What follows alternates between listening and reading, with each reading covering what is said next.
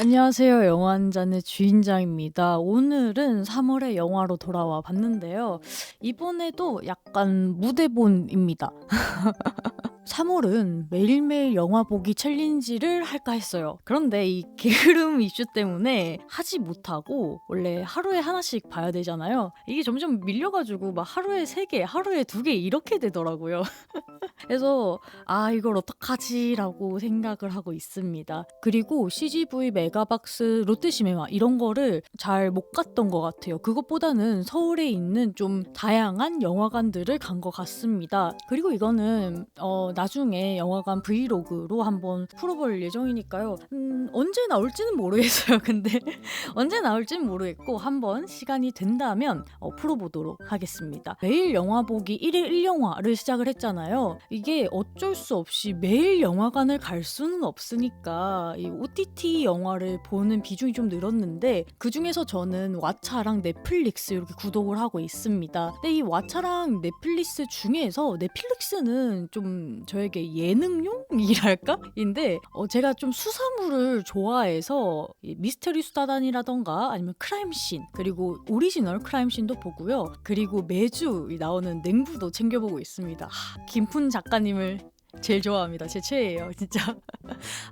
봐도 너무 유머 감각이 넘치시는 것 같아요. 뭐 아무튼 그렇게 하고 있고 왓챠를 영화 보는 용으로 보고 있는데 이번 영화는 왓챠 추천작이라고 봐도 무방할 정도로 좀 왓챠 작품이 많고요. 만약 왓챠에 작품이 없으면 웬만한 거는 유튜브에 다 사서 볼 수 있기 때문에 유튜브에서도 사서 보고 있습니다. 그래서 이번 3월은 무슨 영화를 봤냐? 먼저 빅피쉬를 말하고 싶은데 이 빅피쉬가 팀 버튼 감독의 대표작 중에 하나잖아요. 저는 크리스마스 악몽을 더 좋아하는 편인데 그 크리스마스 악몽의 This is Halloween 노래를 너무 좋아해서 아직도 막 나풀나풀 거리는 그런 해골들이 떠오르기도 하는데 참 좋아합니다. 그래서 이 색채가 저에게는 조금 다크한 팀 버튼 영화 또 제가 가이손도 보지 않았습니까? 그렇게 느껴졌는데 빅피쉬는 완전 반대더라고요. 극단에 있는 영화라고 생각이 들었습니다. 그래서 제 원래 최애는 크리스마스의 악몽이었는데 최애가 둘로 늘어서 크리스마스의 악몽과 빅피쉬로 팀버튼 감독의 최애가 늘었습니다. 이 영화는 판타지 영화예요. 판타지 영화인데 그 유명한 노란 수선화가 쫙 깔려져 있고 거기 커플이 누워져 있는 장면이 정말 한 번 보면 잊혀지지 않을 만큼의 강력한 파워가 있지 않습니까? 그것 때문에 보게 된 건데 이 노란 수선화가 제가 알기로는 그 꽃말이 되게 로맨틱했어요. 지금은 기억이 안 나서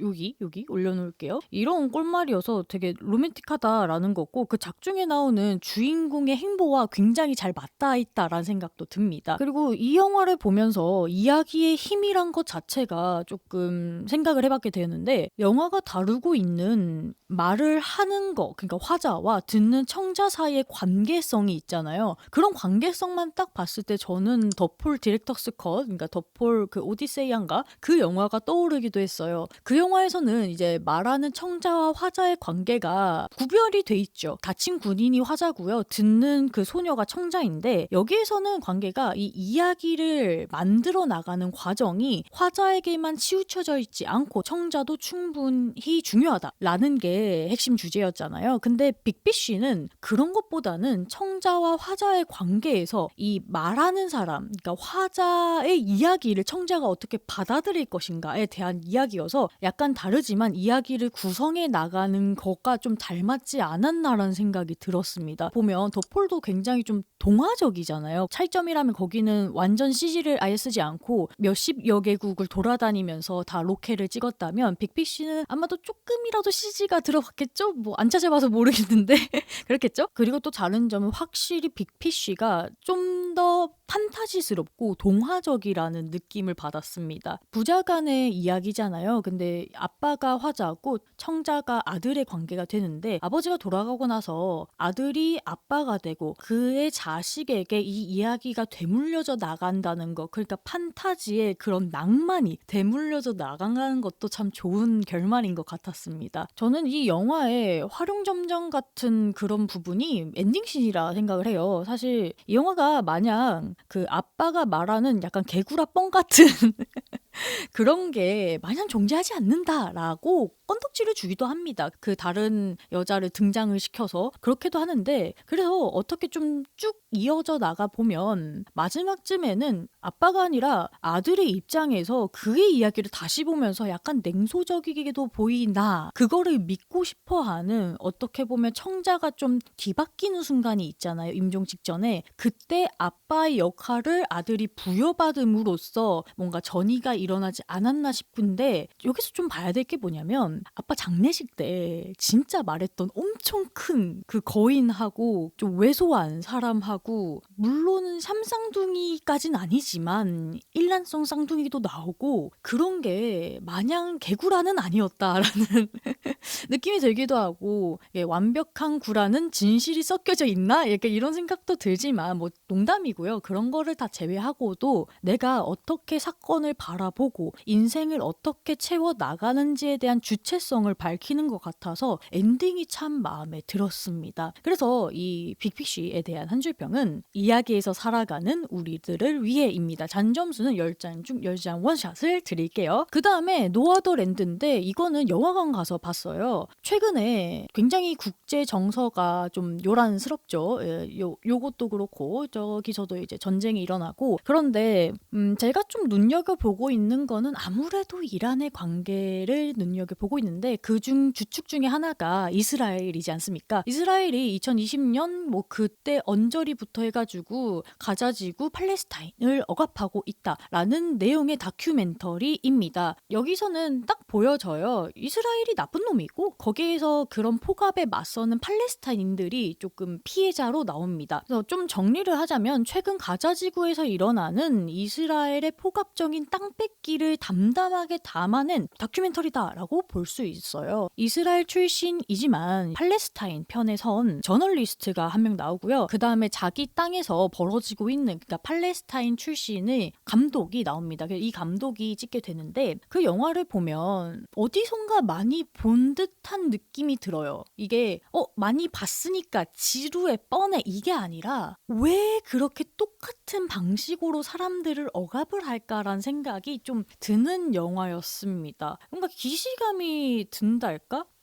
그랬어요. 지금 와서 생각해 보니까 뭔가 나치 독일 시절에 유대인들을 좀 억압하는 것과 닮지 않았나 싶기도 합니다. 걔네들도 이제 유대인들을 표시를 한 다음에 몰아넣은 다음에 수용소로 보냈잖아요. 그렇게 조금씩 땅을 지낼 곳을 뺏는다는 것이 좀 전통적으로 억압을 하는 게 아닐까라는 생각도 들었습니다. 근데 지금 와서 생각을 한 거고 그때 당시에는 어떤 느낌이 들었냐면 산다라는 의미는 의식주가 기본이라고 하잖아요. 근데 그 중에서도 가장 중요한 거라고 하면 사람들이 의식을 말을 합니다. 안 먹으면 못 먹으면 죽으니까. 그 다음에 뭐 주의 이렇게 말하는데 여기서는 식보다는 이 주 그러니까 내가 딛고 설 수 있는 땅이 얼마나 중요한가 거기에서 오는 전통과 시대와 이런 것들이 얼마나 중요한가 그것을 빼앗는 저들에게 어떻게 저항을 하는가를 현실적으로 담아낸 영화입니다. 그래서 제목에 대해서 생각을 하자면 No Other Land잖아요. 직역하면 다른 땅은 없다 이런 느낌인데 이게 저에겐 좀 이중적으로 다가왔어요. 내가 이 땅에서 살아왔고 살고 있고 살아갈 것이니까 내가 갈 다른 땅은 없다라고 말하는 것과 너네들이 이 땅을 뺏어버리면 내가 딛고 살아갈 공간 자체가 없어진다. 그러니까 내가 딛고 살아갈 땅이 없어진다 라는 의미로 다가왔어요. 뭔가 의도를 한 게 아닐까라는 생각도 들었습니다. 그리고 이 내용을 좀 보면 제가 앞에서 이스라엘 출신이지만 팔레스타인 편을 든 저널리스트하고 이 다큐멘터리를 찍고 있는 팔레스타인인 감독이 있다 했잖아요. 이 둘을 약간씩 비교를 하는 의도가 있습니다. 아무래도 이스라엘 출신이니까 뭐 거주 이전에 대해서 자유롭고요. 어딘가 가는 거, 표현을 하는 거, 뭐 체포를 당하는 거 이런 거 다 자유롭습니다. 그런데 팔레스타인들은 어떻게 보면 기본적인 운송수단이라고 할 수 있는 차를 뺏겨요. 차를 뺏기다 보니까 내가 아픈데 혹은 내 엄마 아빠가 아픈데 내 아들이 아픈데 내 딸이 아픈데 병원을 가야 되잖아요. 병원을 못 갑니다. 이사 가라고 해놓고 차를 뺏어 놓으니까 이 집안에 있는 있는 물건들을 옮길 수도 없습니다. 그래서 이 사람들이 어떻게 저항을 하냐면 그대로 살아감에 있어서 저항을 하게 됩니다. 내가 내 집을 지키고 이 마을 공동체가 흩어지지 않게 밤에는 남자들이 뭐 학교라던가 집을 다시 짓고 낮에는 좀 건드릴 수 없게 어린 아이들 그리고 여자들이 이렇게 건축을 하는 것으로 저항을 해요. 그리고 이 상황을 SNS라던가 이런 데 올리면서 널리 퍼뜨리려고 노력도 합니다. 근데 이 끝이 마냥 좋지는 않아요. 지금 우리가 알고 있는 이제 뉴스들이 있지 않습니까? 그걸 끝과 거의 맞닿아 있는 좀 최근을 다루는 영화이기 때문에 그런 것을 알고 봤음에도 불구하고 엔딩에서 오는 그 먹먹함이 현실감과 더불어서 많이 좀 네거티브한 쪽으로 이상해지는 경험이었습니다. 어떻게 보면 현장을 담담하게 기록한다라는 목적성에 대해서는 사마를 위하여가 떠오르기도 한 영화였는데 이 영화에 대한 한 줄 평은 주거지에 묶여있는 것이 저항이자 삶이다 이고요. 잔점수는 10잔 중 7잔 원샷을 드렸습니다. 다음은 이번 달에 추천한 영화 중에 단 한 개 넷플릭스에서 본 영화인데요. 바로 기차의 꿈입니다. 기차의 꿈은 사실 아카데미 시상식을 준비하려고 본 영화인데 제가 이 영화를 그 욕조에서 봤어요. 제가 욕조에서 영화 보는 걸 좀 좋아해가지고 욕조에서 봤는데 러닝타임 동안 이제 온몸이 불어나가는 경험을 했다. 그만큼 이 물속에서 움직일 수 없을 정도로 매우 열중하게 영화를 봤다는 뜻입니다. 혹시 시간이 되면 미리 추천할게요. 넷플릭스에 있으니까 보는 걸 미리 추천하고 이게 시대 배경이 20세기 초예요. 20세기 초에 미국에서 벌어지는 그런 큰 역사적 흐름 안에서 살아가는 한 벌목군의 일대기를 그린 겁니다. 이런 맥락에서는 콜드워가 떠오르기도 하지만 좀 더 개인에 집중한 개인의 감정에 집중한 영화라고 보시면 되겠습니다. 이게 직업 특성상인지 아니면 그 주인공 캐릭터의 특성상인지 모르겠으나 주인공이 굉장히 덤덤해요. 덤덤하고 무던하고 무뚝뚝하고 그럽니다. 그런데 이런 주인공은 사실 인생에 목표도 없었어요. 태어났으니까 살아가고 일을 해야 되니까 일을 하고 약간 이런 식의 삶을 살아가고 있었는데 그런 주인공 앞에 운명처럼 찾아온 사랑이 온 거죠. 그 사랑을 딱 느끼고 나의 목표는 이 여자다 한 다음에 결혼을 해서 땅을 사고 거기에 오두막을 짓고 같이 살아가고 딸도 낳으면서 좀 경제적으로 부족하지는 하지만 심리적으로는 그러니까 가족의 느낌으로서는 안정감이 있는 생활을 하고 있습니다. 근데 이 남자가 감정을 잘 드러내지 않는다고 해서 못 느끼는 건 아니에요. 이걸 어떤 편집으로 보여주는데 어떤 편집이냐면 이 남자가 기찻길을 까는데 거기서 좀 인종차별적인 사건이 벌어져서 한 중국인이 죽습니다. 사실 그 중국인하고는 정말 best friend forever 이런 느낌은 아니었지만 뭐 일면식도 있고 얘가 안 나쁜 것도 알지만 내가 적극적으로 말리지는 못해서 걔가 죽은 죄책감이 있는 상태예요. 쉽게 말하자면 그 죄책감이 헛것으로 보이게 되는 건데 사실 이 주인공도 알아요. 내가 보고 있는 저 남자가 유령 내지는 내가 만들어낸 상상이란 걸 알지만 죄책감 때문에 그를 내쫓거나 혹은 나한테 왜 이래? 왜 그러는 거야? 막 이렇게를 하지 못하는 거죠. 근데 이 뒤에 이 남자가 겪게 되는 커다란 상실에 대해서 생각을 하자면 사실 그 중국인 남자가 죽은 거는 세 발의 피지 않을까라는 생각이 듭니다. 어떤 일이 벌어지냐면 아내는 남편하고 떨어지기가 싫었어요. 너무 멀리 가고 위험하니까. 벌목 현장을 아주 직접적으로 보여주는데 거기에 다이너마이트도 터트리고요.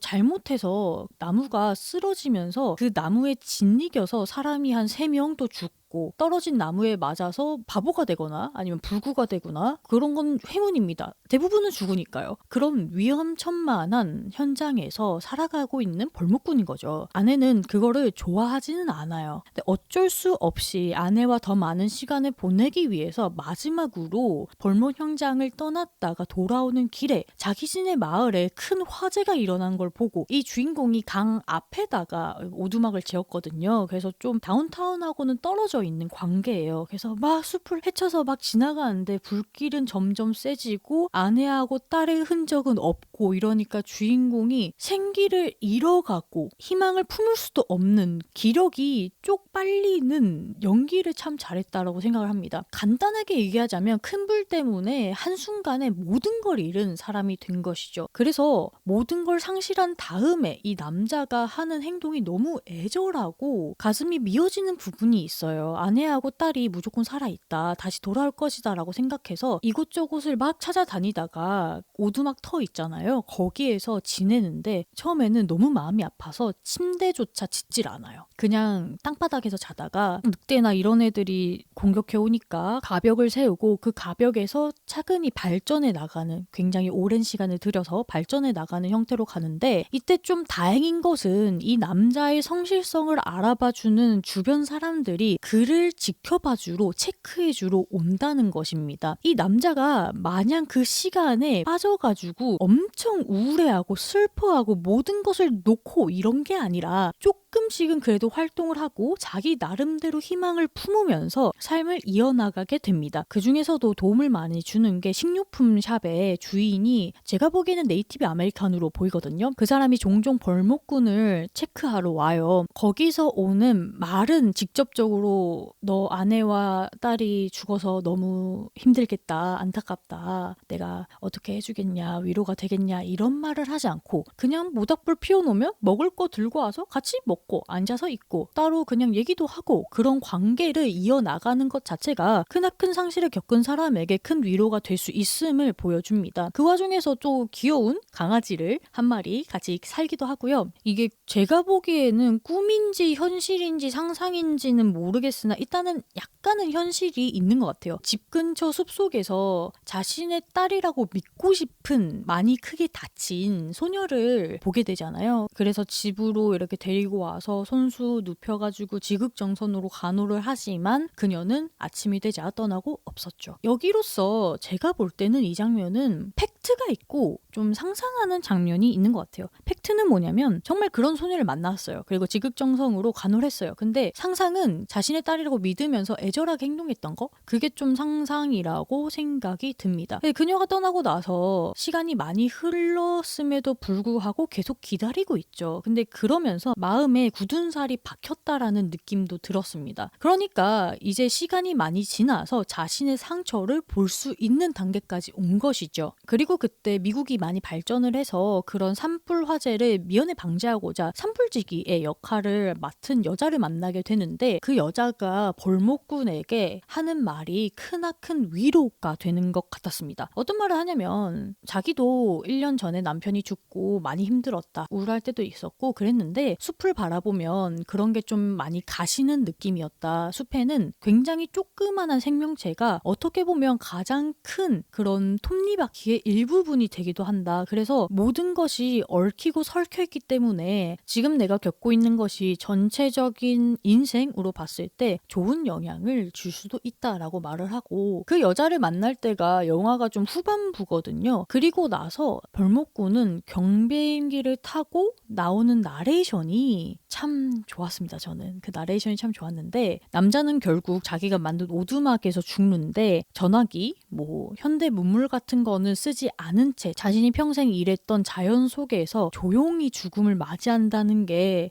저는 꽤 괜찮은 결말이지 않았나 싶었습니다. 모든 것을 겪은 그의 말로에 이르러서야 자신이 겪은 것들이 인생에서 어떤 역할을 했는지, 굵직굵직한 사건이 다 이어지고 다시 얽히고 의미를 갖는 과정을 어느 봄에 탄 경비행기의 경험에 비유해서 말하는 게 참 좋았습니다. 기차의 꿈에 대한 저의 최종적 마무리는 정말 감동적이었다. 한 사람의 인생을 통해서 볼 수 있는 가치관이란 게 참 좋은 거구나라는 생각도 들었습니다. 그래서 기차의 꿈에 대한 한 줄 평은 담담하게 잠긴 상실의 비애조차 그저 아름다웠음을입니다. 잔점수는 10장 중 8장 원샷에 반샷을 추가하겠습니다. 그 다음에 슈퍼해피 포에버를 봤는데 이거는 제가 원래 극장에서 보려고 예매를 했는데 모종의 사건으로 제가 보지 못해가지고 왓챠에 나왔길래 냉큼 봤습니다. 굿뉴스에서 그 엄청 극좌파 테러리스트 단체들 있잖아요. 거기에 여자로 나온 배우분이 여기에서는 주연을 맡았는데 완전히 다른 느낌이더라고요. 일상적이고 평범하지만 엉뚱한 성격을 가진 그런 역을 맡았습니다. 슈퍼해피 Happy Forever라는 것은 작중에 나오는 그 세미나 같은 건데 이게 약간 사이비스럽기도 하지만 뭐 어떻게 좀 모임이라고나 할까? 그런 걸로도 보여요. 이걸 믿는 사람들, 그러니까 받아들이는 사람들은 요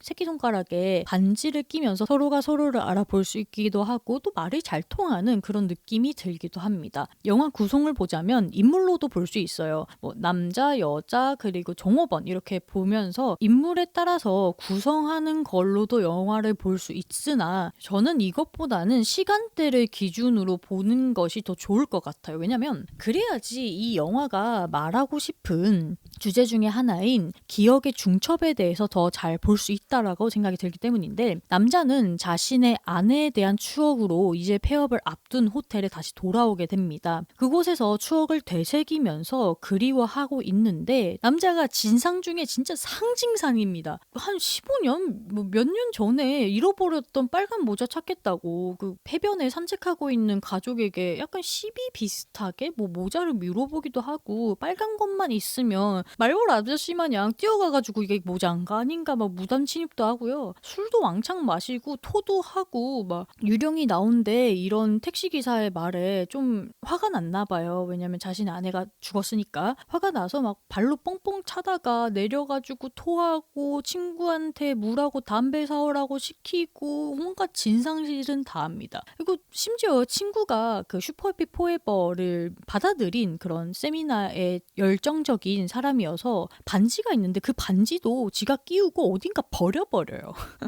아니 자기 상황이 안 좋다고 친구의 그런 소중한 거를 그러면 안 되죠. 그만큼 뭐 내상이 심하다라고 볼 수 있는데 이렇게 이 남자의 이야기에서 조금씩 복선을 좀 깔아둔 다음에 과거의 일인 여자의 시점으로 돌아가게 됩니다. 이 여자의 시점에서 남자가 말했던 그와 그녀의 첫 만남이라던가 여자의 성격 같은 부분을 잘 표현하게 돼요. 여자는 좀 덤벙거립니다. 어떤 느낌이냐면 여행을 가면 꼭 챙겨야 되는 게 뭐죠? 휴대폰 챙겨야죠.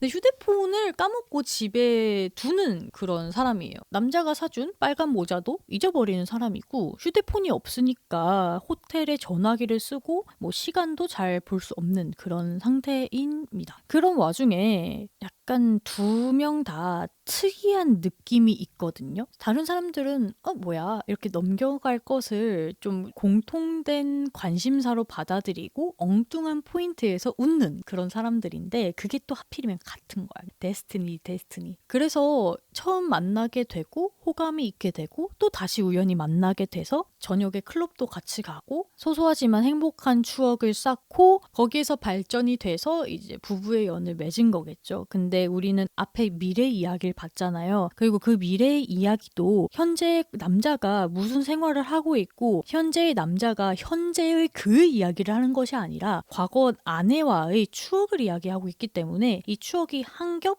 또 한 겹 쌓이는 느낌이 납니다. 근데 여기서 마지막 종업원의 시선이 드러나게 되는데 이 종업원은 그렇게 길게 나오진 않지만 종업원에 대한 복선이 여자의 시선에서 많이 느껴져요. 그래서 퍼즐이 이어지는 것처럼 영화가 구성된다라고 볼 수도 있는데 이 종업원은 여자와 우정 같은 그런 관계를 맺고 있었습니다. 근데 이 우정이 딱 만나가지고 야 너랑 나랑 잘 통하고 이때까지 쭉 연락하고 막 이런 게 아니라 어디 여행 가서 있을 때 얘랑 나랑 참 잘 맞는다 라고 하는 사람이 있잖아요. 근데 나는 다시 돌아가야 되고 얘는 여기 있어야 되니까 안타깝지만 내가 다시 돌아오고 싶은 그런 사람들이 종종 있잖아요. 그런 포지션이 종업원인데 이 종업원의 등장이 좀 핵심이지 않을까라는 생각이 듭니다. 앞에 남자 여자의 딱 시선으로만 끊었으면 이 영화 되게 진부했을 것 같아요. 로맨스에 치중되면서 내가 그리워하고 그녀의 첫 만남이 어땠고 해서 그냥 추억을 공유하는 그런 흔한 로맨스물이 될 뻔했으나 마지막에 이 종업원의 시선이 딱 들어가면서 로맨스로 닫아놓은 추억이 아니라 제3자의 시선으로 이 추억이 어떻게 흘러가고 살아남는지를 보여주는 것 같았습니다. 그리고 크게 보면 세 군데로 나눌 수 있잖아요. 이 세 군데를 약하게 잇는 그런 오브젝트로 빨간 모자가 등장합니다.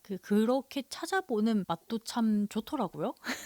영화를 다 보게 되면 얼기설기 얽혀져 있었던 복선들이 좀 정리가 되는데 남자의 룸 넘버였던 819는 여자가 원래 머물던 방이었고 그녀의 생일이었습니다. 그리고 남자와 여자는 사실 이름이 같았고 엉뚱한 부분을 많이 닮았습니다. 그래서 저의 약간 웃음 포인트였던 것도 있는데 호텔리어 종업원 분의 일본어 실력이 향상된다는 점도 참 좋았어요. 제가 가장 좋아했던 장면을 뽑고 싶은데 의외로 마지막 날에 종업원분이 출근을 하고 이불이나 침대포 같은 거를 트롤리 같은 데 옮겨가지고 이동을 하잖아요. 그때 보면 약간 호텔을 안내받는 느낌도 들고 종업원이니까 손님의 길을 갈 수 없잖아요. 그래서 종업원의 길을 보여주는 것도 이 두 사람이 메인으로 보이지만 사실은 이런 시선도 있어 라고 말하는 것 같았어요. 라카룸에서 옷을 갈아입잖아요. 그 옷을 갈아입을 때 문을 열었을 때 그 빨간 모자가 있는 그 장면을 제가 참 좋아합니다. 어떤 느낌이었냐면 숨겨져 있었던 아니면 저 사람에게 전이된 그런 추억이 짜잔 하고 나타나서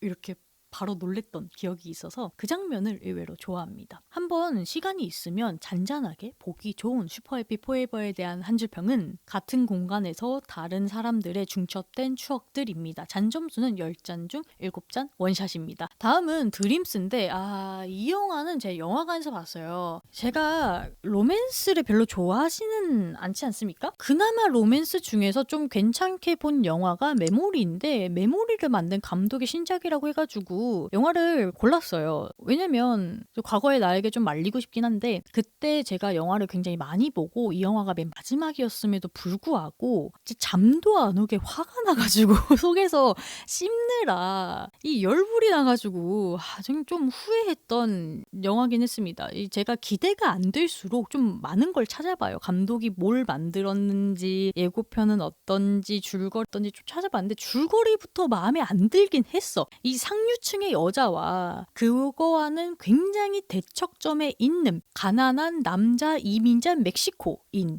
사랑이래. 이제 줄거리부터 좀 쎄했는데 그 쎄함은 왜 틀리지가 않는 거지? 라는 생각이 들었습니다.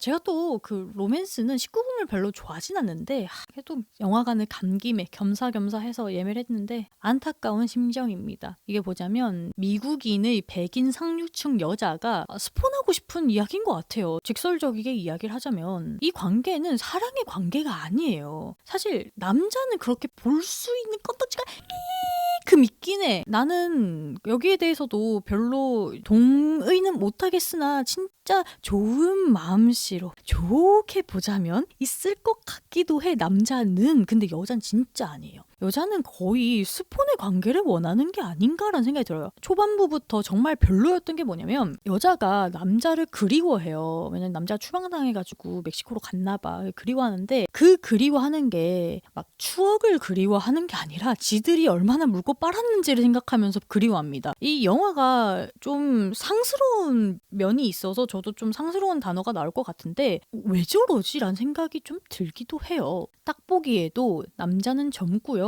신체적으로도 몸매도 좋고 얼굴도 남성적이게 생겼고 근데 여자는 딱 보기에도 늙었어요. 늙었고 백인이고 뭐 그냥 성적인 것만 원해. 잠자리밖에 안 원해. 그럴 거면 제발 나이에 맞는 사람을 딱 보기에도 젊고 또 라틴계기도 하고 얼굴도 이목구비가 좋은 몸매도 좋은 그런 남자를 애인으로 들고 있는 여잔데 그 여자가 처음부터 끝까지 이기적이고 자기 맘대로만 하려고 그러고 전혀 남자를 배려하지 않아요. 그거는 배려도 아니고요. 사랑도 아니고요. 거의 욕정에 가깝습니다. 그냥 얘랑 잠자리 갖고 싶으니까 이렇게 할 수밖에 없다라는 핑계를 대면서 자기 마음대로 하고 싶은 정말 쓰레기 같은 행동을 해요. 이 남자는 꿈이 있어요. 멕시코에서 나고 자랐는데 어렸을 때부터 발레를 해가지고 그 발레로 뭔가를 이루고 싶은 꿈이 있는 청년입니다. 근데 그 청년을 후원해주는 사람이 주인공인 거예요. 근데 이 주인공이 진짜 어마무시한 뭐 재벌 비슷하게 나오는데 그 주인공의 약간 정부 같은 느낌으로 나와요. 참고로 주인공은 결혼하지 않았는데 얘랑 결혼할 생각 생각도 없어. 왜냐면 이 타인의 시선이 좀 그렇기 때문에. 그리고 또 이걸 직접적으로 말합니다. 나 너 다른 사람하고 특히 가족한테 보이기 싫으니까 우리 좀 짐 챙겨서 나가면 안 될까? 제발 이렇게 말한단 말이에요. 이게 말이야.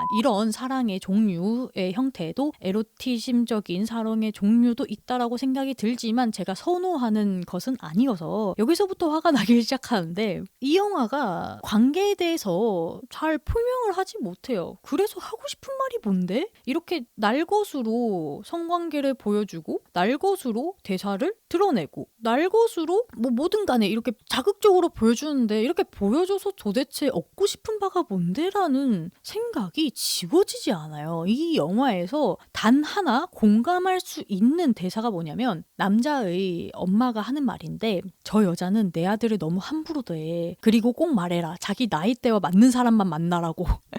이렇게 좀 짜증내면서 바라는 씬이 있습니다. 심지어 이 여자가 진짜 별로인 게 뭐냐면 그 정도 상류층이면 영어만 쓰진 않아요. 영어도 쓰고 스페인어도 쓰고 뭐 프랑스어도 쓰고 그런단 말이에요. 왜냐면 언어를 배운다는 게 그쪽에서는 좀 상류층의 표현일 수도 있으니까. 근데 지지리도 스페인어 안 배웁니다. 이것도 웃겨. 남자가 직접적으로 말한단 말이에요. 멕시칸 남자친구 있으니까 너도 스페인어 배워 이렇게 하는데 안 배워. 그 구글에 뭐 이렇게 잼민이 켜가지고 띡띡 한 다음에 이 번역기 돌려주고 이렇게 해요. 진짜 돌아버리겠는데 그러니까 관계에 대해서 노력이란 게 없는 상태죠. 노력은 없는데 떡을 메고 싶은 그런 거라고 생각이 듭니다. 그래서 이 영화는 정말 추천드리지 않고요. 이 관계성에 대해서 여자가 주도권을 잡고 있는데 외부 시선에 대해서 휘둘리기도 많이 휘둘리고 그 속에서 남자에 대한 배려는 전혀 없고 어마무시한 짓을 저지르거든요. 근데 남자가 당연히 용서 안 해주지. 용서 안 해주는데 여기서도 약간 남자가 미쳤나라는 생각이 들기도 하는데 여자를 감금시켜요. 감금시키고 강간을 하는데 이 강간 장면이 너무 시대착오적이다라는 생각도 들어요. 이 감독이 왜 이렇게 표현을 했지? 강간이라고 그거를 버둥거리는 여성 그리고 억누르는 남성 그렇게 좀 그 액션이 있을 때마다 그 터지는 불쾌한 신음소리 이런 걸로 뭘 바라고 싶은 건데요? 이걸 보여줘서 도대체 뭘 해야 되는 건데요? 이런 연출로 그렇게 표현을 했어야 했나? 물론 앞에 연출이 좋았다는 건 아니지만 이 기분 나쁨의 절정이 이 씬입니다. 참 많은 생각이 들게 하는데 이 많은 생각을 싹 지워버리는 엔딩이 있어요. 엔딩에서 여자가 구출이 돼요. 뭐 장시간 연락이 안 되니까 또 상류층의 여자니까 이 오빠를 통해서 이제 구출이 되는데 그 여자가 벤을 타고 오빠가 쟤 어떻게 처리해줄까 이러니까 여자가 이렇게 싹싹싹 말합니다. 남자가 발레 무용수였잖아요. 발목을 부러뜨려 버려요. 이게 뭐야 도대체 뭐 갖지 못하면 부숴버리겠다 뭐 이런 건가? 이런 결말을 맞이하니까 그냥 앞에서 봤던 뭐 모든 불만들이 없어졌어요.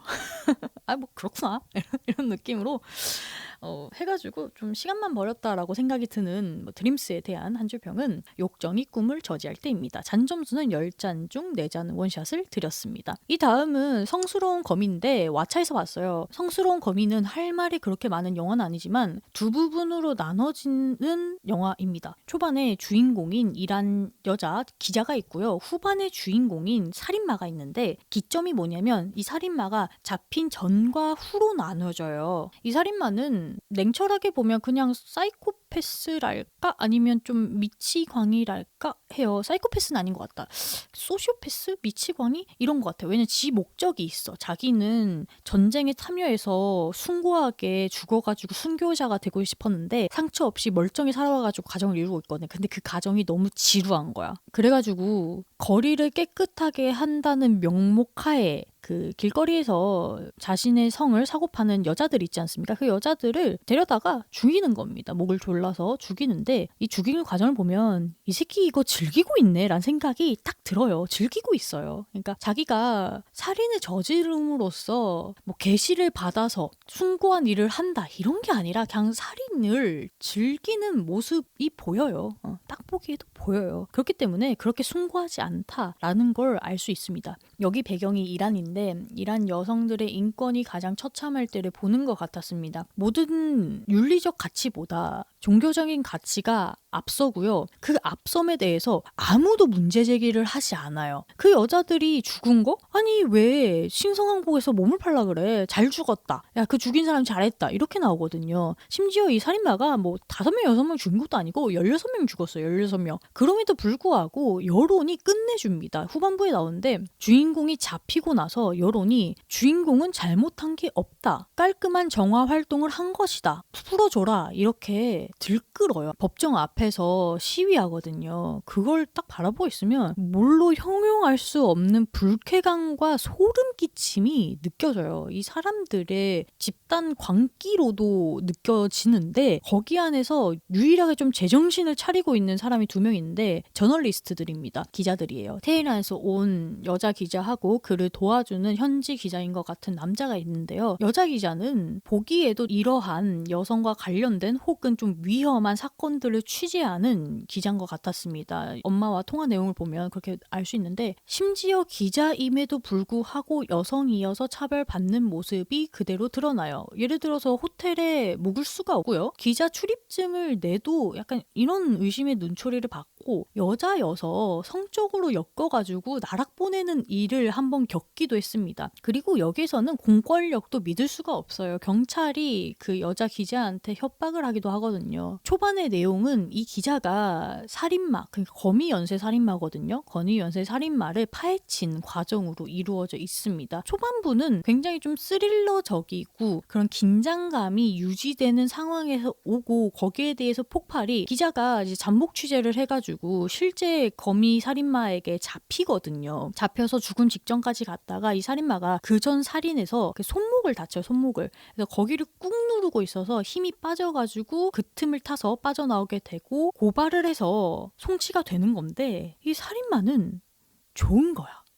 왜냐면 이 삶이 너무 지루했는데 이 여자가 말을 해주면 내가 순교하게 죽을 수도 있고 아니면 영웅이 될 수 있으니까. 이 어이가 좀 없죠. 마치 좀 지존파 사건을 떠올리기도 하는 그런 느낌입니다. 물론 여기서는 좀 더 종교적인 색채가 강하긴 하지만 제가 가장 인상 깊게 본 장면은 마지막 장면이에요. 이 광기라는 것이, 이 악이라는 것이 어떻게 전이가 되는가를 가장 담담하고 소름 끼치게 보여주는 장면인데 기자가 살인마가 수감이 된 다음에 캠코더를 가지고 가해자 가족들의 인터뷰를 딴 게 있는데 엄마의 인터뷰는 보여주지만 아들의 인터뷰를 보여주지 않거든요. 그 아들의 인터뷰를 마지막에 가서 보여주게 되는데 아들이 난 아빠 자랑스럽다라고 하면서 아빠가 말했던 살해 과정을 하나하나 차근히 복기해 주는 거예요. 심지어 그 복귀 과정에서 자기 여동생까지 들고 와가지고 시체 역할을 시킨 다음에 이렇게 무릎으로 목을 눌렀고 카펫으로 말았다라고 보여주는 게 너무 소름이 끼쳤달까? 저 애가 자기가 무슨 행위를 하는지도 모르고 이걸 오히려 영웅적인 행위로 받아들여지고 있다니.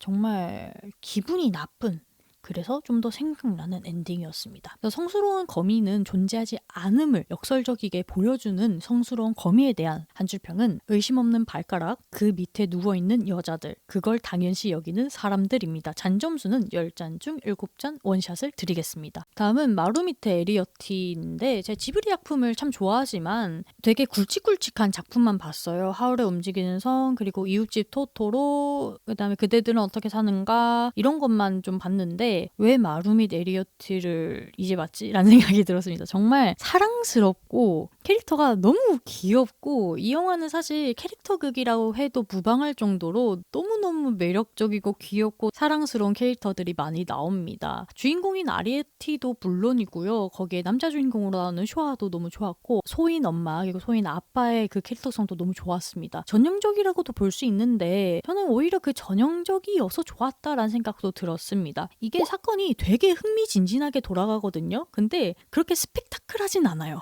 무슨 말이냐면 흥미진진하나 사건이 스펙타클하게 안 돌아갑니다. 왜냐면 이 쇼아가 심장병이 있어가지고 막 어디 이렇게 막 나돌아다니진 못해요. 그래서 모든 사건이 집안에서 일어나요. 이것도 아리에티가 소인이잖아요. 완전 한 요 한마디는 될까? 요 한마디 정도의 사람이어가지고 집안 자체도 엄청나 커다란 우주가 될 수 있는 거죠. 그리고 마지막에 대해서 호불호가 좀 있다는데 저는 코였습니다. 아리에티가 서로가 서로에게 위로가 된 부분도 있고 도움이 된 부분도 있고, 아리에티는 소인이니까 종족의 멸종 같은 거를 생각하게 되고, 슈아는 다음 주에 심장 수술을 받지만 이게 어떻게 될지 몰라서 시한부 인생을 살고 있잖아요. 그럼에도 서로가 서로에게 힘이 되면서 위로가 되고 자신의 인생에 대해서 잘 살아갈 수 있게끔 하는, 좋게 마무리 짓는 아름다운 마무리지 않을까라는 생각이 들었습니다. 그리고 이 영화를 보고 우리 집에는 어디 안 사나?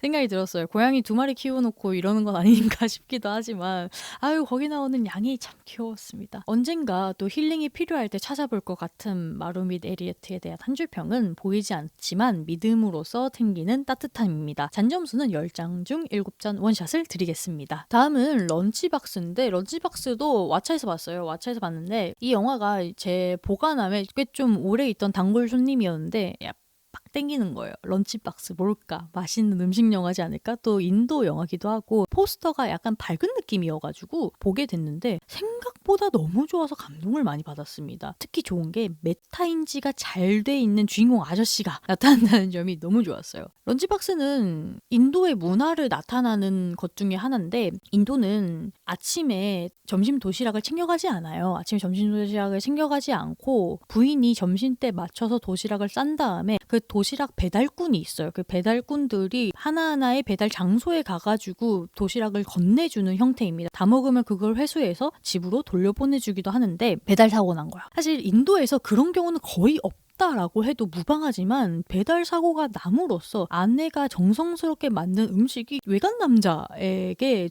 가게 되는 건데, 이 외간 남자가 자기 남편보다 내 음식을 더 좋아하네? 그래서 아내가 쪽지를 한번 보내본 거예요. 다 먹어줘서 고맙다고. 근데 이 아저씨가 오늘은 좀 짜네요, 이렇게 쪽지를 보내면서 시작되는 이야기입니다. 서로가 서로의 얼굴도 모르고 직업도 모르고 생긴 것도 모르지만 도시락을 통해서 오고 가는 그 말의 주고받음이 서로에게 위로가 되기도 하고 또 정이 오가는 그런 통로로서 활용도 됩니다. 그래서 뭔가 랜덤 채팅의 인도 버전이지 않을까라는 생각도 들었어요. 랜덤 채팅이라고 하면 제가 사건 사고 영상을 많이 봐서 좀 성적인 의미로 많이 쓰인다라고 알고 있는데, 그런 게 아니라 약간 특칭 같은 그런 느낌이지 않을까? 트위터도 안 하는데 그런 느낌이지 않을까라는 생각이 들었어요. 얼굴은 모르지만 내 취향이 맞아서 혹은 생각이 맞아서 혹은 감정적으로 끌려서 거리낌 없이 표현을 하는 그런 현실감이 닮았지 않았나 싶기도 했습니다. 그래서 오고 가는 그 도시락 속에 위로도 있고 일상도 있고 또 만나려고도 하지만 모든 것을 공유한 사이지만 결국에는 그 거리를 두는 그 현실감도 참 좋았습니다. 그러면서 좀 초점이 아내로 시작했다가 그 아저씨로 끝나거든요. 이 서서히 무게중심이 옮겨가는 그 모습도 참 좋았습니다. 특히 인도의 일상을 볼 수 있어서 참 좋았고요. 자기 나이대를 못 만나는 저 옆집 드리스 여자에게 이 영화를 꼭 보여주고 싶습니다. 그리고 런치박스의 주제 중에 하나라고도 보이는 나이듦에 대해서 잘 생각이 드는 영화였어요. 어떤 의미에서는 프렌치 수프가 떠오르기도 했습니다. 프렌치 수프도 두 주인공이 로맨스를 하지만 중년의 로맨스거든요. 삶보다는 죽음이 좀 더 가까운? 그 정도까진 아닌가? 뭐 그런 로맨스를 하는데, 그 중에서 참 인상이 깊었던 대사가 내 인생에 여름을 동경해 왔는데 나는 이미 가을이나 겨울에 살고 있다 라는 대사인데, 그런 중년을 맞이하는 게 여기 나오는 아저씨거든요. 그 아저씨가 아내하고 쪽지를 주고받으면서 뭐 여자친구로 느끼기도 하고 만나서 같이 부탄으로 갈까 이런 생각도 하지만 자신의 처지와 메타인지가 다 잘 되는 거죠. 자신의 처지와 그 아내를 봤을 때 너무 젊기 때문에 젊어서 딸이 있기도 하지만 기회가 더 많고 꿈을 쫓을 수도 있다라는 것을 어른으로서 알려주고, 자신도 좀 더 해볼까라는 마음으로 퇴직을 고려했지만 다시 퇴직을 하고 만나지 못하지만 본인의 인생을 살아감으로써 담담히 일상으로 돌아오는 느낌이 감동적이고 먹먹하지만 따뜻하기도 했달까? 아닐까? 라는 좀 복합적인 느낌을 들게 한 런치박스에 대한 한 줄평은 오고 가는 도시락에 공허함도 공감도 기쁨도 걱정도 들어있지만 진심을 담아서 어긋나는 사이입니다. 잔점수는 10장 중 8잔에 반샷 추가하였습니다. 다음은 애떠벤치인데요. 이것도 아차에서 봤어요. 5개 에피소드로 이루어져 있는 정말 사랑스러운 영화입니다.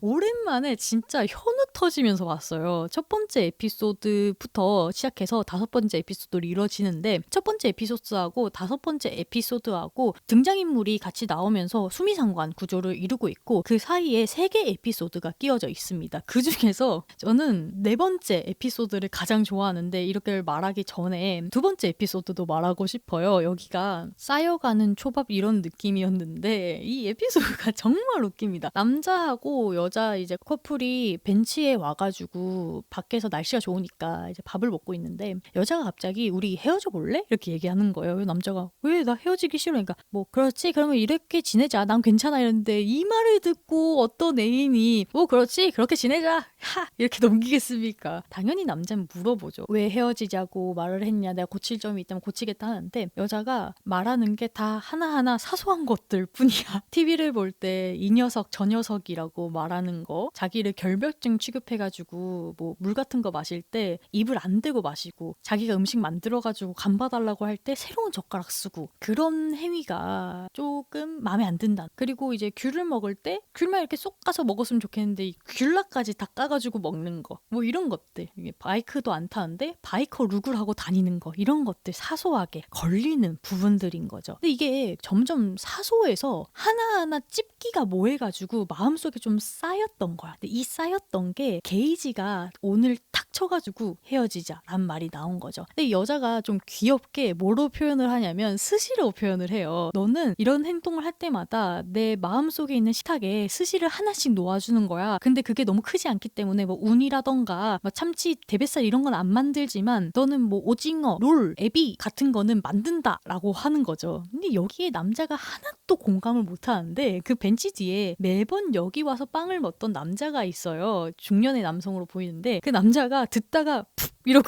현웃을 터져버린 거야. 그래서 에? 하고 뒤로 본 다음에 남자가 아 미안합니다. 여기 와서 맨날 빵을 먹는 게 이제 자신과의 약속이었는데 있어가지고 기다려볼까 했습니다. 멋대로 들어서 죄송합니다. 이러고 갈라 그러는데 여자가 붙잡아요. 어떻게 생각하냐고. 사실 여기서부터 약간 골 때리긴 한데 남자도 약간 이상한 사람인 것 같아. 이게 좋은 의미로 이상한 사람인 것 같아요. 여자의 말에 공감을 해주면서 대신 초밥을 먹어줍니다. 그러니까 남자는 점심밥 뺏긴 건데 여자 입장에서는 자기가 싫어했던 그 가슴속에 쌓여있던 그 초밥을 먹어주는 거니까 기뻐하죠. 이상한 티키타카가 오고 간 다음에 남자도 뭔가 반성을 하는 것 같고 마지막 초밥인 연어 초밥을 딱 먹는데 고추냉이가 들어있는 거예요. 이 고추냉이의 의미는 이제 영화에서 확인해보는 걸 강력 추천합니다. 정말 재밌기 때문에 추천드리고 이거 보니까 연어가 좀 먹어보고 싶어졌다 할까? 제가 제일 좋아하는 4번째 에피소드가 제목이 라스트 씬인데 엄청 창의적이어가지고 이게 가쁜 외계인도 좋고요. 그 외계인을 찍는 영화 촬영장이었던 것도 좋고요. 근데 그 영화 촬영장이었는데 그 후에 다 어둑어둑해지고 스태프들이 간 다음에 진짜 외계인이 나타나서 아빠가 벌을 받아서 벤치가 됐나 봐요. 그 벤치에게 말을 거는 것도 웃긴데 그 마지막에 오케이 커트 너무 좋은데 막 하면서 한 번 더 다시 갑시다 이렇게 말하는 거 이게 너무 좋았어요. 극중 안에서도 영화를 찍지만 극중 안에서의 현실과 영화를 찍는 그 자체가 미묘하게 섞여 들어가면서 참 재밌다라는 생각이 들었습니다. 3번째 에피소드를 넘겼는데 3번째 에피소드는 이 영화에서 조금 시끄러운 부분이에요. 처음부터 막 두 여자가 막 소리를 빠락빠락 지르면서 막 막 하고 막 어떤 여자 막 화를 주체를 못해가지고 막 이리저리 왔다 갔다 하면서 가방 다 찢어져가지고 거기 안에 물건 다 하고 막 죽지 말라고 막 소리 지르고 막 너는 왜 소리 지르려고 하고 왜 이렇게 사냐고 막 뭐라 하는데 시끄럽지만 따뜻한 에피소드였던 것도 같아요. 둘의 관계가 자매인데 언니가 도쿄까지 와서 노숙을 하고 지내고 있는 거예요. 남자를 쫓아가지고 그녀를 이해는 하지 못하지만 언니가 좀 이상한 명목으로 벤치를 지키고 있거든요. 근데 그 벤치를 지키는 똑같은 논리로 자기도 언니를 지키고 싶어서 나도 너랑 있겠다라고 하는 진심이 좀 전해지는 가족 사이에서 있을 수 있는 서로 무례도 하고 화도 내고 감정적으로 완전 딱 올라갔다가 그럼에도 불구하고 너를 지키고 싶으니까 같이 있겠다라고 하는 좀 감동적인 마무리가 될 뻔하였으나 결국에 언니가 고마워하고 웃거든요. 근데 그 동생이 왜 웃는데 왜 웃는데 하다가 딱 검게 변하고 웃음소리로 사랑스럽게 마무리 짓는 그런 영화였습니다. 기분이 우울할 때 추천할 수 있는 영화가 늘어서 너무 좋았습니다. 사실 전 기분이 우울할 때요, 이렇게 행복하고 밝고 사랑스러운 영화를 추천하지 않아요. 어둡고 침침하고 이제 세상 끝장난 그런 영화들을 추천하는데, 뭐 한 가지만 뽑자면 뭐 혐오스러운 마츠코의 일생을 추천하기도 합니다. 근데 그거와 다른 의미로 앳더벤치도 추천할 것 같아요. 이 영화에 대한 한 줄 평은 일본어로 좀 적었는데 생각나는 게 한국어가 없어서 일본어로 적었는데, 소레조레노 에피소드노 나카데 사가제루 가와이 고토바입니다. 잔점수는 10잔 중 7잔 원샷을 드렸습니다. 다음 영화는 렌탈 패밀리인데요. 이것도 영화관에서 봤어요. 네, 렌탈 패밀리는 일본의 약간 대행 서비스 같은 거 있잖아요. 뭐 여친 대행, 남친 대행 뭐 이런 서비스들이 많다라고 들었는데, 그게 가족 단위? 그러니까 엄마가 될 수 있고 아빠가 될 수 있고 형제, 자매, 여친, 남친 혹은 불륜 상대까지 연기를 해주는 그런 케어 서비스라고 볼 수 있습니다. 근데 이 서비스의 이름이 렌탈 패밀리이기 때문에 영화 제목으로 보인 것 같고, 모두가 연기를 하면서 맞춰주고 있다라는 느낌에서 스파페가 떠오르기도 하는 그런 영화였는데, 주인공이 필립인데 이 필립이 일본에서 한 치약 광고로 약간 뜬 거야. 그래서 여기서 커리어를 쌓고 싶어서 일본에서 한 10몇 년을 산 걸로 나와요. 근데 이게 부대끼면서 산 게 아니다 보니까 일본에 대한 문화도가 떨어지게 보여요. 왜 그런 거 있잖아요. 호주에 워홀을 갔는데 그 호주에서 한국인 커뮤니티에만 있으면 영어 안 늘고 한국에서 사는 거랑 여기랑 뭐 다를 게 없다라는 말이 뭐 종종 듣지 않습니까? 뭐 그런 거랑 비슷한 것 같아요. 혼자 지내다 보니까 이 일본인들하고 마주하는 그런 게 별로 없어가지고 좀 문화를 잘 모르지 않을까? 그리고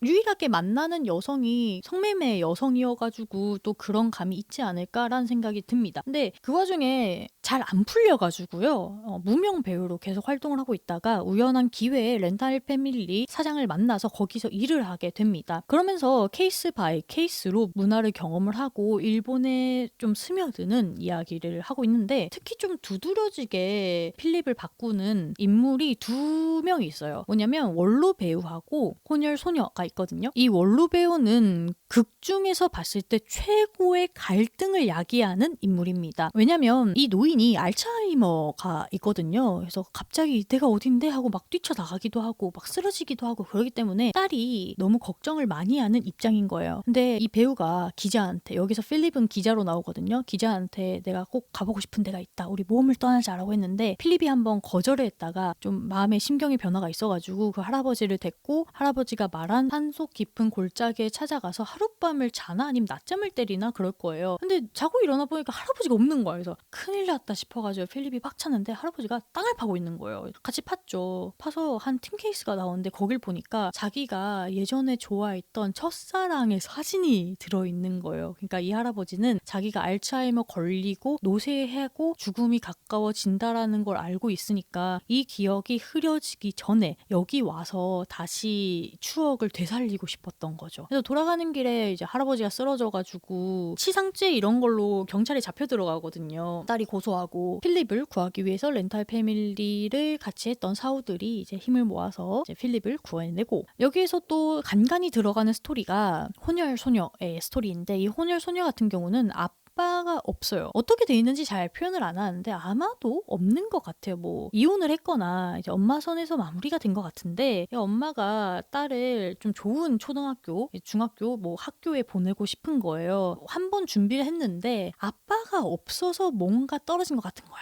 렌탈 패밀리를 통해서 아빠 역할을 해주세요 라고 된 거죠. 근데 딸은 이 아빠가 배우라는 거를 모릅니다. 엄마가 실제 리얼하게 하는 것을 원해서 엄마만 알고 딸은 모르는 상태에서 위험한 유대를 쌓는 거죠. 제대로 된 엄마라면 이런 선택을 하지 않을 텐데 라는 생각이 들지만, 딸을 명문 초등학교에 보내고 싶은 입장으로서 충분히 그러지 않을까란 생각도 들기도 합니다. 그 과정에서 정말 정이 쌓여버린 거예요. 필립하고 딸이. 딸이. 근데 필립이 잡혀 들어갔을 때 딸이 필립이 나온 어떤 광고를 보게 되면서 치약 광고와는 다른 그런 광고 다큐인가 예능인가 그걸 보게 되면서 정체를 알게 되고 약간 모녀의 틈이 갈라지려고 하지만 다시 이제 이해를 하면서 이 사건은 좀 완만하게 해결이 됩니다. 사실 전 따지자면 여기가 좀 더 크지 않을까라는 생각이 드는데 딸의 성격이 굉장히 어른스럽고 뭐 아이스러운 때 쓰는 게 없기 때문에 일부러 그렇게 설정한 것 같아요. 좀 원만하게 넘어갑니다. 외국인의 입장에서 일본에 대한 문화 그리고 정을 나누는 것을 몽글몽글하고 좀 따뜻하고 사랑스럽게 표현한 렌탈 패밀리에 대한 한 줄 평은 존중과 애정으로 다시금 생각하게 만드는 관계입니다. 잔점수는 10잔 중 7잔 원샷을 드리겠습니다. 다 왔어요. 2개 남았거든요. 2개. 역대급으로 길어지고 있는데 다음 영화는 차임입니다. 차임도 제가 영화관에서 가서 봤어요. 이 구로사와 기요시 감독의 작품인데 제가 이 감독의 큐어를 너무너무 좋아합니다. 사실 큐어밖에 본 작품이 없는데 그럼에도 불구하고 큐어가 너무 강렬한 인상을 남겼기 때문에 저의 최애 영화가 됐어요. 이 영화는 큐어보다는 비슷한 느낌이지만 개인적으로는 인물에 좀 더 집중을 하고 청각적인 느낌이 꽤 좋았습니다. 그리고 영화가 단편이어서 한 45분 봤나? 45분 보고 나머지는 감독의 인터뷰를 들을 수 있어서 좋았습니다. 그래서 영화에 대한 해석 같은 거는 어차피 조금 인터뷰로 풀리기도 해서 여기에서는 저의 감상평만 얘기를 하자면 이 차임이란 게 제가 솔직히 처음 봤을 때 이게 무슨 의미인지 싶었어요. 왜냐면 한국에서는 그 벨소리를 차임 벨소리라고 말을 안 하잖아요. 알람 맞출 때 보면 차임벨이라는 소리가 있잖아요. 그제서야 차임이 그 벨소리구나를 알아차렸고 이 서늘한 느낌이 너무 좋았어요. 미학적으로도 많이 신경을 쓰신 것 같더라고요. 이 스테인레스라던가 아니면 전차가 오고 가는데 그 빛이라던가 아니면 시각적인 것과 청각적인 걸 좀 분리시켰다라던가 그걸 통해서 혼란스러운 주인공의 심정을 직접적으로 잘 전달했다던가 이런 게 참 좋은 미장센이었고 조현병 걸린 수강생 있잖아요. 목 찔러서 죽는 그 수강생의 차임벨 소리가 주인공으로 옮겨가면서 겪는 광기, 두려움, 공포, 화 이런 걸 표현하는 건데 저는 여기서 조현병 수강생하고요 주인공을 좀 비교를 하고 싶어요. 이 조현병 수강생이 주인공에게만 좀 속된 말로 시비를 걸거든요. 이 소리 안 들리냐고 막 나는 이거 지령 받았다면서 막 그런 말 하는데 왜 주인공이었을까라는 생각을 해보니까 걔가 보기에 주인공이 좀 동질감이 느껴진 게 아닐까라는 생각이 들었습니다. 그래서 인터뷰에서도 나오지만 이 주인공은 정말로 수강생이 들었던 차임 벨소리를 예전부터 들었을 수도 있고 사실 들리고 있는데 모른 척 했을 수도 있고 안 들렸을 수도 있고 수강생이 죽자 그게 넘어와서 들렸을 수도 있고 아니면 수강생이 언급했을 때 들렸을 수도 있고 굉장히 모호하게 표현을 하지만 중요한 거는 동질감이 들어서 말을 붙였지 않았을까라는 생각이 듭니다. 그런데 이 벨소리를 들으면서 겪게 되는 이 심리적인 이 폭발하는 감정을 어느 방향으로 표출을 했는지가 갈린다라고 봐요. 조현병 수강생은 자기 내면으로 표현을 해서 자살을 한 거겠지만 주인공은 내면이 아니라 외면으로 보면서 좀 더 시각화하고 이미지화하고 예민해지고 짜증도 섞이면서 점점 올라가는 극도의 긴장감 같은 거를 잘 표현했다라고 봅니다. 그래서 이제 살인을 저지르고 난 다음에 또 잡힐지 모른다는 공포감, 벨소리가 들려서 내가 또 살인을 저지르지 않을까라는 공포감, 그리고 그때부터는 이 주인공이 식칼만 이렇게 봐도 뭔 일 나지 않을까라는 그 큐에서 느낀 그 일상에서 오는 소름 끼친 공포감이 잘 표현되기 때문에 정말 단편이지만 잘 만들어진 공포 영화를 한 편 봤습니다. 점프스케어 공포 영화를 진짜 못 봐요. 이미지적인 것만 딱 보면 무서워하는 거는 주원뿐이지 않을까라는 생각이 들지만 사실 공포 영화 자체를 못 봅니다. 무서워서요. 네, 무슨 자신감인지 차임은 좋아하는 감독이라 보러 갔는데 다른 차원의 공포를 맛본 것 같아서 나름 괜찮았습니다. 차임에 대한 한 줄 평은 소음, 질감, 환청, 사리와 미질 공포입니다. 잔점수는 10잔 중 7잔 원샷에 반샷을 추가하였습니다. 마지막은 사람과 고기인데요. 이 사람과 고기도 왓챠에서 봤어요. 이 영화는 정말 추천하는 영화이기 때문에 간단하게 이야기를 하자면 이 영화를 볼 때는 고기와 맥주가 꼭 있어야 됩니다. 늦은 밤이어서 참다 못 참고 이 배달앱을 켜가지고 삼겹살하고 목살 시키고 이 술을 이렇게 마시면서 봤거든요. 그만큼 좀 몰입감을 같이 즐기는 현장감이랄까? 뭐 그런 것도 있는 영화고요. 사람들이 모두가 늙잖아요. 모두가 늙는데 젊은 청춘 이런 거는 굉장히 우상시하고 뭐 부러워하고 관심이 많지만 노년의 삶에 대해서는 생각보다 관심이 없다라는 것을 짚는 영화였습니다. 생활이 어려운 노인들이 고기 먹튀하는 얘기예요. 근데 한 줄로 요약하자면 노인들이 고기 먹튀를 한다 이건데 그 고기 먹튀를 왜 할까? 삶의 활력을 위해서 좀 더 살아있는 느낌을 원해서 그런 활력을 느껴도 죽음에 가깝기 때문에 어쩔 수 없는 제한 시간이 걸린 거잖아요. 근데 그 제한 시간을 두려워하거나 막 벌벌 떠는 게 아니라 활기참으로 잘 맞서는 그런 느낌이 들어서 좋았습니다. 그리고 이 배우분들이 연기를 너무 잘하세요. 특히 할머니 역을 한 배우분의 연기가 아직도 기억이 나는데 결국 걸려서 벌금을 먹어요. 벌금을 먹는데 다 사정이 안 좋다 했잖아요. 한 300만 원 정도를 내야 되는데 막막한 거지. 내가 그런 돈이 어디 있다고. 근데 좀 한 번도 그런 아쉬운 소리 안 해봤다가 같이 좀 지내는 그 사람한테 돈 좀 어떻게 안 될까 했다가 큰 돈이니까 거절을 당했는데 내가 어떻게 할 수 없는 그 돈에 대한 그런 거를 딱 맞닿았을 때 그 생활고를 맞닿았을 때 정말 나오는 가슴 찌릿하고 화도 나지만 먹먹하고 슬픈 그 표정을 너무 잘 살렸어요. 진짜 너무 잘 살렸어요. 그거 보고 좀 눈물이 찔끔 났는데 사실 제가 보면서 눈물을 줄줄 흘렸던 장면이 엔딩쯤에 나오는 주인공 할아버지가 죽거든요. 근데 주인공 할아버지가 시인이셨어요. 근데 시를 옆에서 부추긴 그 집 좋은 할아버지가 읽어주는데 다 읽고 나서 제목이 뭔 줄 알아 했더니 그 할머니가 뭐 노인의 삶이래? 이렇게 했더니 청춘이랴 이렇게 딱 한마디 하는 순간 제가 이러면서 진짜 눈물을 막 닦으면서 봤거든요. 그래서 너무 좋은 영화니까 보는 것을 추천드리면서 한 줄평으로 마무리해볼까요? 한 줄평은 청춘이랴 한마디에 내 모든 것이 무너졌다입니다. 잔점수는 10잔 중 7잔 원샷입니다. 좀 잔점수가 짠다고 느껴질 수도 있는데 사실 전반적으로 좋았으나 특정 몇몇 부분의 대사가 너무 직접적인 느낌이 있어서요. 조금 깎을 수밖에 없었습니다. 이렇게 해서 이달 3월달의 영화도 무대본으로 준비를 해봤는데 85분이 지나가고 있거든요. 몇 분으로 나올지 진짜 모르겠네. 제가 1일 1영화를 하고 있어서 점점 이달의 영화의 길이가 길어지지 않을까라는 생각이 들고요. 마차에 좋은 영화가 정말 많이 있어서 앞으로도 이달의 영화를 빌려서 좋은 영화를 추천을 드릴 수 있지 않을까라는 생각도 들고 상업 영화를 제가 사실은 잘 안 봅니다. 그래서 이 점을 알고 있어서요. 상업 영화도 꾸준히 볼 예정이고 그렇지만 언제나 그랬듯이 어떻게 될지는 모르겠습니다. 어떻게 될지는 모르겠어요. 게으른 주인장은 장담을 할 수 없습니다. 그러나 포부는 원대하기 때문에 깨져도 크지 않을까요? 참고로 이 영상은 3월 셋째 주 기준으로 만들어진 영상이고요. 아무튼 이렇게 무대본 이달의 영화는 계속될 것 같습니다. 많이 서툴러도 예쁘게 봐주시고 다음 4월달 영화로 뵙겠습니다. 모두들 안녕! 또 봐요. 맞다! 구독, 좋아요, 댓글 꼭 달아주시고요. 댓글로 본인의 감상평이나 혹은 저에게 추천해주고 싶은 영화 같이 봐서 이런 부분 재밌었다 이런 예쁜 댓글 달아주시면 더 좋을 것 같습니다. 댓글 다는 게 생각보다 좀 재밌더라고요. 그러면 정말 안녕! 다음 영상에서 봐요.